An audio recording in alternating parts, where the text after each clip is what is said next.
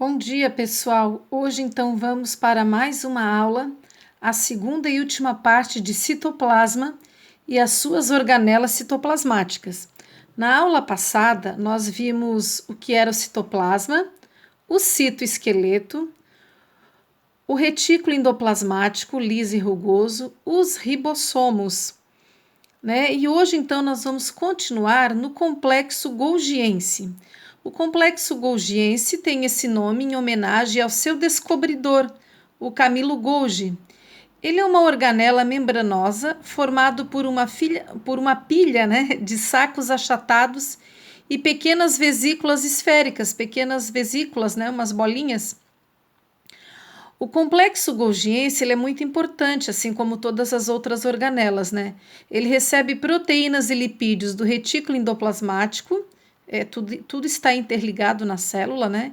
E os concentra em pequenos sacos ou vesículas que podem ser levados para outras organelas, para a membrana ou também para fora da célula, conforme o tipo de proteína.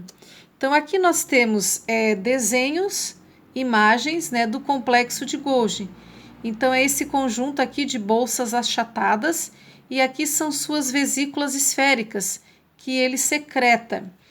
O complexo golgiense ele é encontrado em células eucariotas. Aqui é outra imagem do complexo de Golgi. Então, essas vesículas de secreção ele vai liberando, ó, porque ele recebe do retículo endoplasmático, ele empacota e secreta, né? A gente diz que empacota, ele trabalha, né? O complexo golgiense. A função de empacotar e secretar proteína explica por que o complexo golgiense é bem desenvolvido em células glandulares. Então, aqui nós temos a célula de uma glândula e aqui então está o complexo golgiense e as suas vesículas de secreção. Células glandulares são células de glândulas que liberam substâncias, por exemplo, uma glândula exócrina, a lacrimal, a salivar, as sebáceas, são glândulas exócrinas que liberam substâncias para fora do sangue.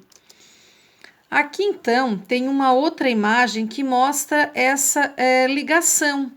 Nós temos aqui o retículo endoplasmático rugoso, com os ribossomos aderidos, liberando proteína, onde o complexo de Golgi secreta e exporta e vai liberando essas vesículas de secreção. Pode ser para dentro da célula ou para fora da célula, conforme a necessidade ou o tipo de célula. Aqui nós temos exemplos de células com intensa síntese proteica. São células do pâncreas, que liberam o hormônio insulina, que é uma proteína, células glandular do epitélio intestinal, que produz o muco. Então, essas células dessas glândulas, elas têm o complexo de Golgi bem desenvolvido, né? Porque libera substâncias. O complexo golgiense também é importante porque ele origina o acrossoma. O acrossoma é a parte anterior da cabeça do espermatozoide. O espermatozoide é uma célula reprodutora, né, do sexo masculino, dos animais machos. E esse acrossomo, ele tem enzimas que vai facilitar a penetração desse gameta, desse espermatozoide no óvulo.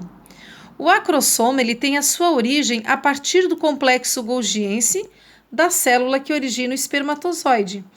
Então, aqui nós temos as espermatogônias, as células no testículos, que vai originar o espermatozoide, e o complexo golgiense, ele vai se transformando, originando o acrossoma, né, do espermatozoide.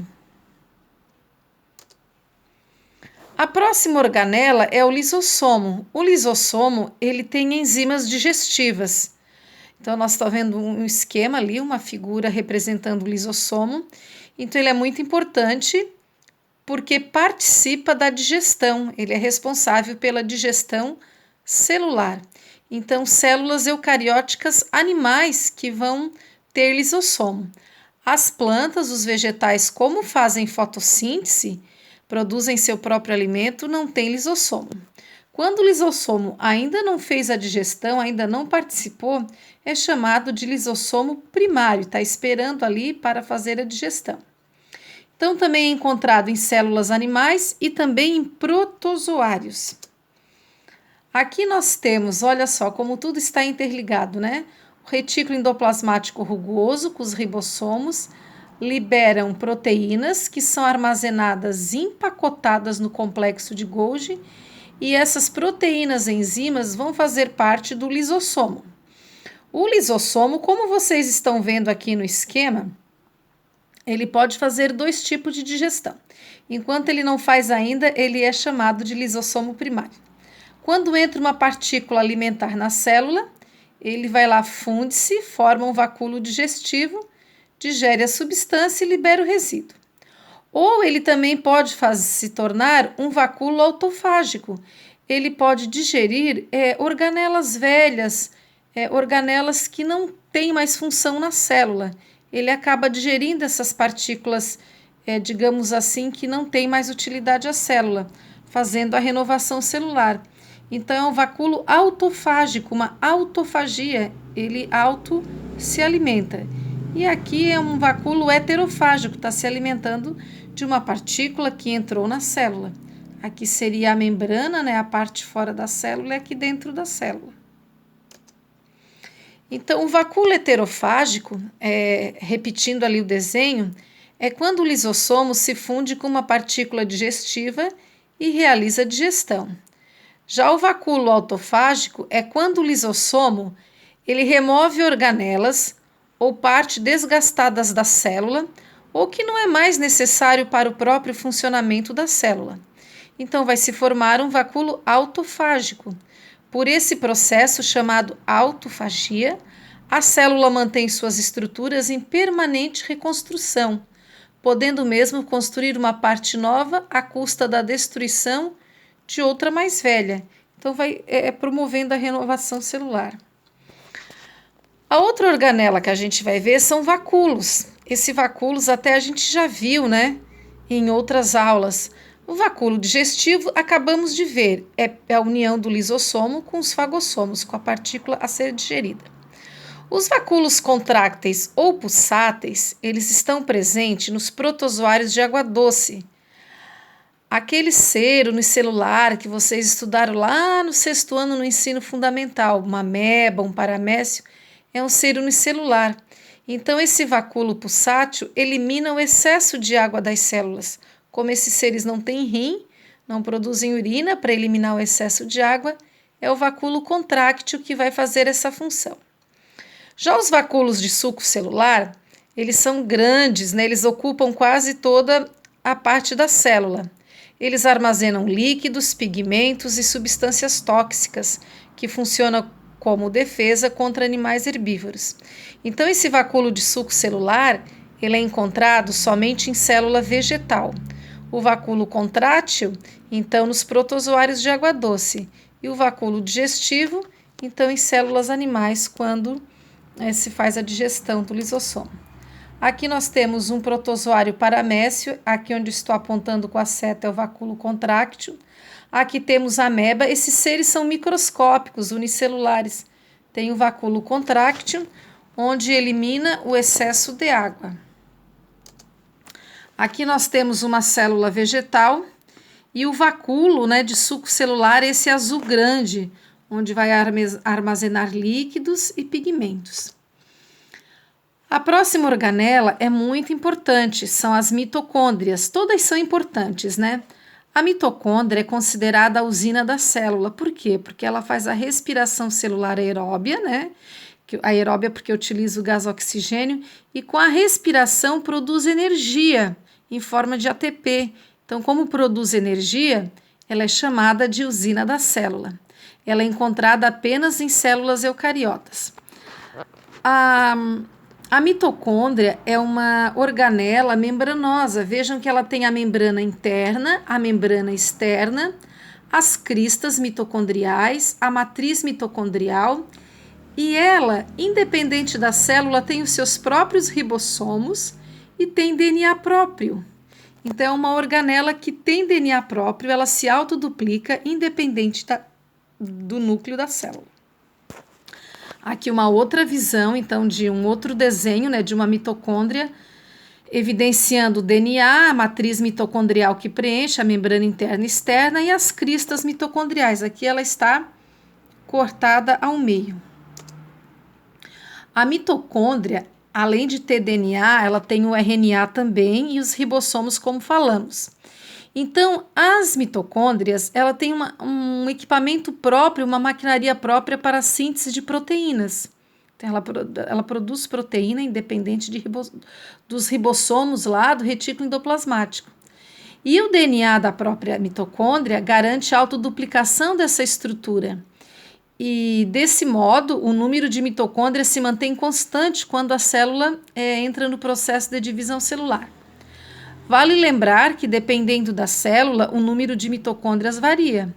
Uma célula muscular, que é muito solicitada, né, que se faz muita atividade física, o número de mitocôndria é maior do que uma célula que não gasta tanta energia.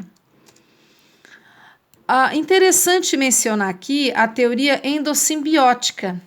É uma teoria popularizada por Lynn Margulis em 1981, que diz que as mitocôndrias e os plastos, como cloroplastos, eles se originaram de pequenos organismos procariontes, que passaram a viver dentro de outros organismos maiores em uma relação de simbiose. Então, a mitocôndria era um pequeno organismo que entrou em outra célula e, digamos assim, virou uma organela, né? Virou essa organela que é hoje, que passou a ter uma relação de simbiose. Aqui nós temos um esquema mostrando essa teoria endossimbiótica. Então, aqui está a célula primitiva, aqui são as mitocôndrias que entraram dentro da célula, passaram a viver numa simbiose, e aí virou essa organela que é a mitocôndria. Já os cloroplastos seriam uma espécie de algas primitivas que entraram em um organismo maior, passaram a viver numa simbiose e se transformaram no que a gente chama hoje de cloroplasto. Os plastos ou plastídeos, para encerrar, são organelas encontradas em células de plantas e de algas.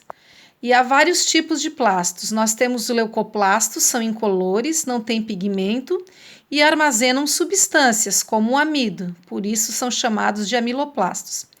E os cromoplastos, eles acumulam pigmentos. O mais conhecido é o cloroplasto, que armazena clorofila. Esse cloroplasto pode perder a clorofila e acumular carotenoides, são pigmentos laranjados, como acontece no amadurecimento de alguns frutos, que passam a apresentar a cor amarela, laranja ou vermelha, conforme o pigmento armazenado. Então, o cloroplasto, ele armazena a clorofila, predomina a clorofila.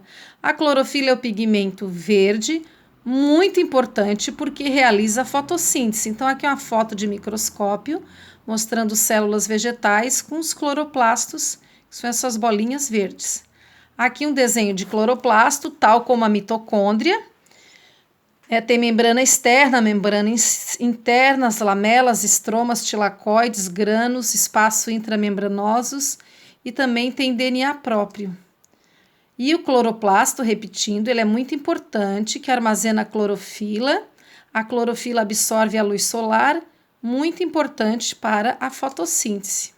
Aqui são as referências da nossa aula. Espero que vocês tenham entendido. Leia o capítulo do livro de vocês sobre citoplasma, que ajuda a entender melhor o conteúdo. Um abraço e até a próxima!